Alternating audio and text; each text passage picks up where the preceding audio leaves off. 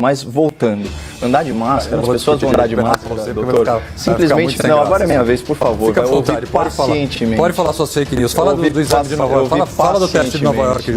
Não me agrida com esse tipo de adjetivação. Não, adjetivação, é inadmissível que você traga esse estudo de novo. Você sabe que é mentiroso, Caio. A gente tem um papel como comunicador. Se der o respeito. Não se dou respeito, a gente tem um papel como comunicador, Caio. Esse estudo aqui você sabe que ele não comprova nada. Não tô cliente, eu tenho cliente com Covid. Augusto e Caio, debatedores, por gentileza, em respeito a todos, baixem o tom, por favor. Caio, suas primeiras considerações, então, por favor. Mais uma divergência entre mim e o Dr. Augusto.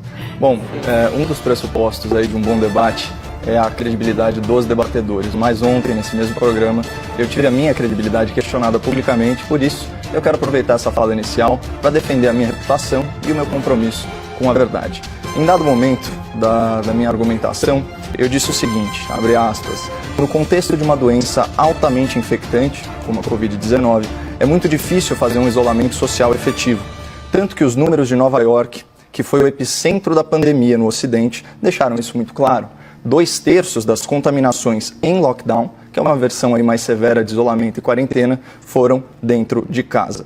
Em uma resposta, por assim dizer, muito exaltada a essa minha colocação, o Dr. Augusto retrucou. Não dá para trazer de novo esse estudo de Nova York de que 2/3 das pessoas ficaram infectadas em casa. Eu desmontei esse teu argumento aqui, ao vivo. Continuou. Esse estudo foi feito com 66 pessoas. Ele não significa nada. Vamos tratar da realidade. Então eu peço ao espectador que grave essa informação simples e objetiva. Um estudo, que não significa nada, com 66 pessoas. Por mais de 4 minutos eu ouvi pacientemente e, acima de tudo, respeitosamente o discurso do meu colega. Mas, quando eu iniciei a minha réplica, eu já fui interrompido em menos de 10 segundos de fala. E ainda tive que escutar o seguinte absurdo. Fica à vontade, pode falar suas fake news. Fala do teste de Nova York.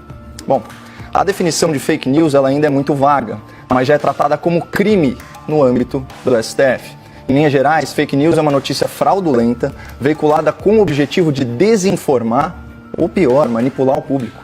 Acusar um comentarista político de disseminar informações falsas talvez seja ofensa máxima à sua honra e à sua reputação profissional.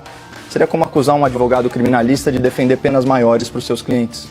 Mas o Dr. Augusto foi além, insinuando que eu dissemino informações sabidamente falsas, ou seja, que eu minto intencionalmente para a audiência da CNN. Olha esse trecho.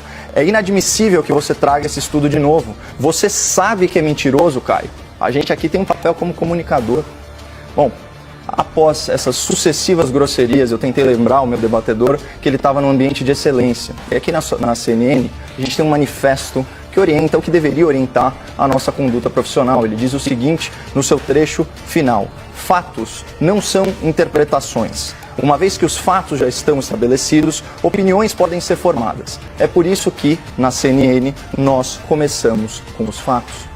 Então vamos aos fatos sobre os dados da pandemia em Nova York, divulgados pessoalmente pelo governador Andrew Cuomo em 6 de maio. Lembrando que o Dr. Augusto alegou ontem que esse estudo foi feito com 60 pessoas e que ele não significa nada, certo?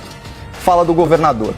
Se você reparar, 66% das pessoas infectadas pelo vírus estavam em casa, o que é chocante para nós. E só para complementar essa informação do governador, outros 24% dos pacientes estavam em casas de repouso ou de assistência especial. Portanto, cerca de 90% das contaminações por Covid-19 em Nova York se deram em ambiente domiciliar. Isso em plena vigência de um isolamento social muito mais rigoroso que qualquer um aqui no Brasil. O governador, ele continuou: nós pensamos que talvez eles, os pacientes infectados, estivessem usando o transporte público e tomamos precauções especiais. Mas na verdade não. As pessoas estavam literalmente em casa. Estavam trabalhando? Não. Agora, será que o governador de Nova York, no auge da pandemia, ia repercutir números de um estudo irrelevante feito com apenas 66 pessoas? Certamente não. E para comprovar isso, a gente pode consultar o serviço de checagem de fatos do Grupo Estado.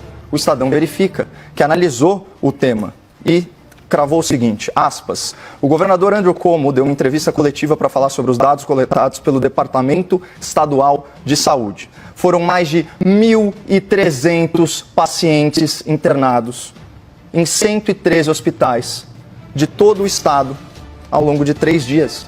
O levantamento desenhou o perfil dos pacientes infectados nesse período. Pessoas com mais de 51 anos, somavam mais de 73% da amostra, e que estavam, adivinha, isoladas em casa. Ou seja, não se trata de um estudo insignificante com 66 pessoas, como afirmou ontem, cheio de certeza, o meu debatedor, mas sim de uma amostragem com validade científica, envolvendo mais de 1.000 pacientes em mais de 100 hospitais no epicentro da pandemia nos Estados Unidos. E aqui uma nota pessoal, percebam o absurdo de ser acusado de veicular fake news com base em uma informação completamente falsa. Claro que vários trabalhos científicos aí ao redor do mundo têm comprovado que é óbvio, pessoal. É principalmente em ambientes fechados que se dá a transmissão do vírus. Então, eu recomendo uma matéria publicada no The New York Times, intitulada How Safe Are Outdoor Gatherings? Ou Quão seguras são reuniões ao ar livre? Esse artigo ele traz um compilado de estudos que corroboram os dados coletados pelo Departamento de Saúde nova-iorquino. Só para vocês terem uma ideia, o estudo japonês, que se debruçou aí sobre 100 casos de infecção por Covid-19, estabeleceu que a chance de contrair o vírus na rua é 20 vezes menor. Uma outra pesquisa, dessa vez chinesa, mostrou que em 7.000 pacientes analisados, houve apenas uma contaminação ao ar livre.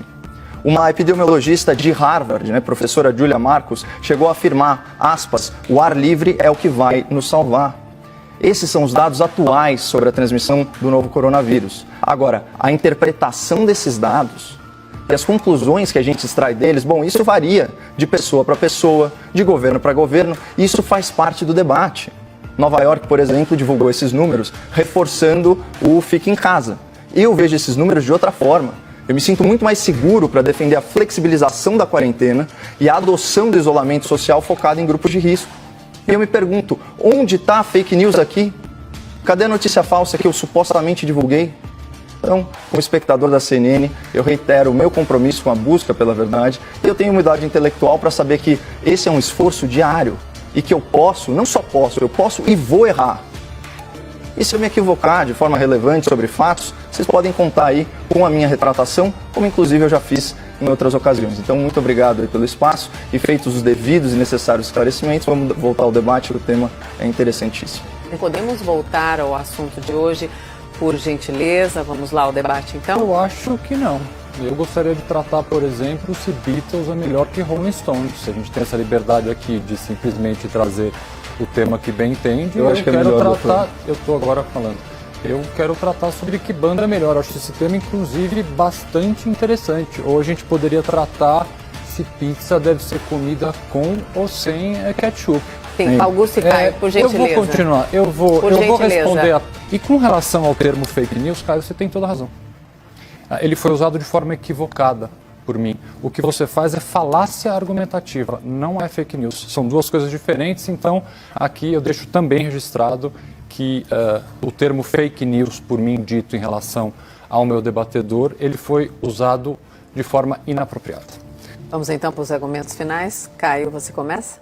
Começo. Bom, só reiterando a minha fala, acho que o doutor vai concordar comigo, ofensas pessoais, elas são inadmissíveis num ambiente de excelência, especialmente alegações de práticas que configuram ilícitos. Em conversa com a vice-presidência da CNN, que atestou que eu estava coberto de razão, como foi reiterado aqui pelo próprio Dr. Augusto ao reconhecer que eu não divulgo fake news, me foi informado que, por uma questão editorial, a empresa não poderia fazer uma nota e interferir no conteúdo do debate, por isso eu usei a minha cláusula de liberdade de expressão para vir aqui e defender a minha reputação. Sempre que eu incorrer em falácia argumentativa, Augusto, por favor, aponte. Eu consigo apontar várias suas, inclusive uma agora, a ad hominem, o ataque à pessoa, mas também a falácia do espantalho, cantar vitória e uma série de outras expressões que a gente estuda em erística. Recomendo aí ao espectador da CNN que leia Schopenhauer sobre isso. E ficou muito claro aí pelas suas falas que, embora você tenha admitido o erro, você não teve a grandeza de caráter de pedir desculpa.